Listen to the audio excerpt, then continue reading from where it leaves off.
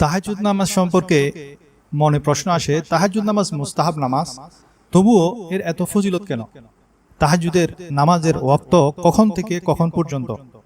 তাহাজ্জুদ নামাজে কুল হুয়াল্লাহু আহাদ প্রতি রাকাতে কতবার পড়তে হবে?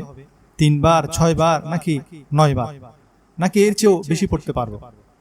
তারপরের প্রশ্ন হলো, তাহাজ্জুদের নামাজ কত রাকাত পড়তে হবে? তাহাজ্জুদ পড়তে পড়তে যদি ফজরের আজান হয়ে যায় তখন করণীয় কি?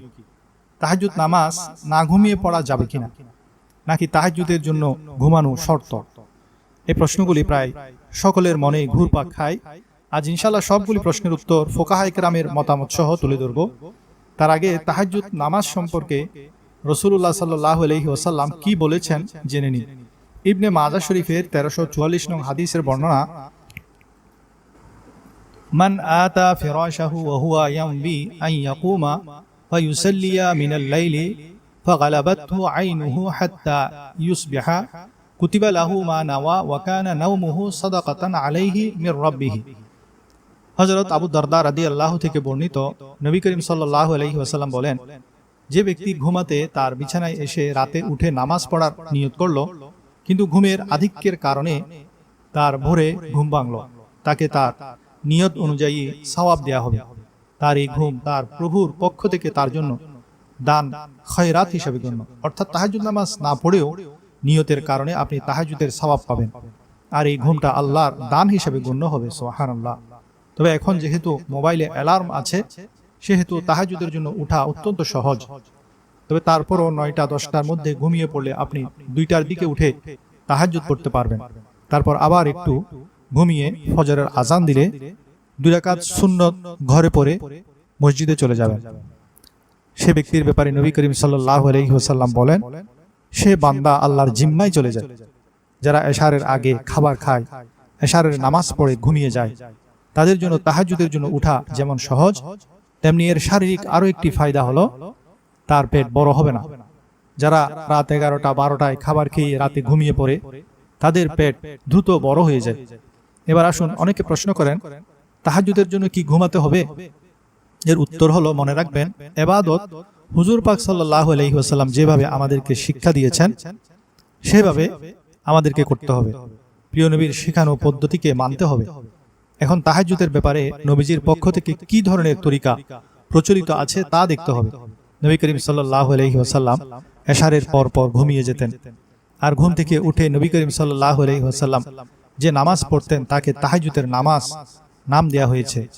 সুতরাং এর থেকে ফুকাহায়ে কেরাম এই নতিজা বের করেছেন যে এশারের পর যদি কেহ ঘুমিয়ে যায় এবং এরপরে উঠে সে যদি কোনো নফল নামাজ পড়ে, সেটাকে তাহাজ্জুদ বলা হবে। আর সে ঘুমের কোনো সীমা নাই। 11টায় 12টায় 1টায় 2টায় 3টা 4টায় উঠেও তাহাজ্জুদ পড়তে পারবেন। আর তাহাজ্জুদের শেষ সময় হলো সুবহে সাদিকের আগ পর্যন্ত। আর যদি ঘুমানো ছাড়া কোনো নফল পড়া হয়, সেটাকে তাহাজ্জুদ বলা হবে না, বরং সেটার নাম হবে সালাতুল লাইল। এবার প্রশ্ন হলো, তাহাজ্জুদ নামাজ কত রাকাত পড়তে হবে? তাহাজ্জুদ নামাজের সর্বনিম্ন রাকাত হলো 2 রাকাত আর 8 রাকাত। নবী করিম সাল্লাল্লাহু আলাইহি ওয়াসাল্লামের পক্ষ থেকে 8 রাকাত আমল প্রমাণিত। তবে কেউ যদি 8 রাকাতের চেয়ে বেশি পড়ে তা নিষেধ নেই। তারপর তাহাজ্জুদ নামাজ কি সুন্নতে মুআক্কাদা নাকি? এই প্রশ্নের জবাবে ফুকাহায়ে কেরাম বলেন, তাহাজ্জুদ নামাজ সুন্নতে মুআক্কাদা নয়, বরং মুস্তাহাব। সেজন্য কেহ যদি তাহাজ্জুদ নামাজ পড়ে সে তার সওয়াব পাবে, আর কেহ যদি না পড়ে তাহলে গুনাহগার হবে না। তাহাজ্জুদ নামাজ পড়ার অবস্থায় যদি ফজরের আজান দিয়ে দেয় তাহলে কি করব? তাহাজ্জুদ পড়ার সময় হলো মূলত ফজরের ওয়াক্ত শুরু হওয়ার আগ পর্যন্ত। এখন কেহ যদি দীর্ঘ সূরা দিয়ে নামাজ পড়তে পড়তে ফজরের ওয়াক্ত হয়ে যায়, তাহলে তাহাজ্জুদ নামাজ যথানিয়মে শেষ করবে, এতে নামাজ হয়ে যাবে। অনেকে তাহাজ্জুদ নামাজের নিয়ত কি তা প্রশ্ন করেন। মনে রাখবেন, নিয়ত হলো মনের ইচ্ছা। যদি কেহ মুখে নিয়ত করতে চায় তাহলে বলবে, আমি নিয়ত করছি 2 রাকাত নফল তাহাজ্জুদের। এভাবে নিয়ত করলে হয়ে যাবে। এবার আসুন জানা যাক তাহাজ্জুদ নামাজে প্রতি রাকাতে সূরা ইখলাস পড়ার বিধান। মনে রাখবেন, তাহাজ্জুদ যেহেতু নফল নামাজ, তাই তাহাজ্জুদ নামাজে যদি কেহ একাধিকবার সূরা ইখলাস পড়ে তাহলে তা জায়েজ হবে। তবে যদি অন্য সূরা মুখস্থ থাকা অবস্থায় ফরজ নামাজে একই সূরা প্রতি রাকাতে বারবার পড়ে তা মাকরুহ হবে। তবে যদি কেহ ফরজ নামাজে ভুলে প্রথম রাকাতে সূরা নাস পড়ে ফেলে, দ্বিতীয় রাকাতেও সূরা নাস পড়তে হবে, কারণ কোরআন উল্টা পাঠ করা মাকরুহ। তাহাজ্জুদ একটি নফল নামাজ, কিন্তু তবুও এর এত ফজিলত কেন, এ ব্যাপারে বুখারী ও মুসলিমের একটি হাদিস শুনলে বুঝতে পারবেন। আবু হুরায়রা রাদিয়াল্লাহু তাআলা আনহু বর্ণনা করেছেন যে রাসূলুল্লাহ সাল্লাল্লাহু আলাইহি ওয়াসাল্লাম বলেছেন, প্রতি রাতের শেষ 1/3 আল্লাহ জমিনের কাছাকাছি আসমানে নেমে এসে তার বান্দাদের আহ্বান জানিয়ে বলেন, কে আছো যে আমার কাছে প্রার্থনা করবে যাতে আমি তার প্রার্থনার জবাব দিতে পারি? কে আছো যে আমার কাছে কিছু চাইবে যাতে আমি তাকে তার প্রার্থিত বস্তু দিতে পারি?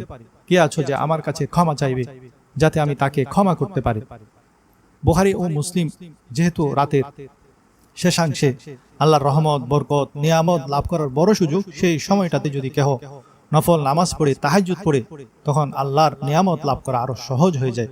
তাই আসুন আজ থেকে আমরা তাহাজ্জুদের নামাজের নিয়ত করি এবং আল্লাহর উপরন্ত নিয়ামত লাভ করে নিই। আল্লাহ তাআলা আমাকে আপনাদেরকে নিয়মিত তাহাজ্জুদ নামাজ পড়ার তৌফিক দান করুন। আমিন।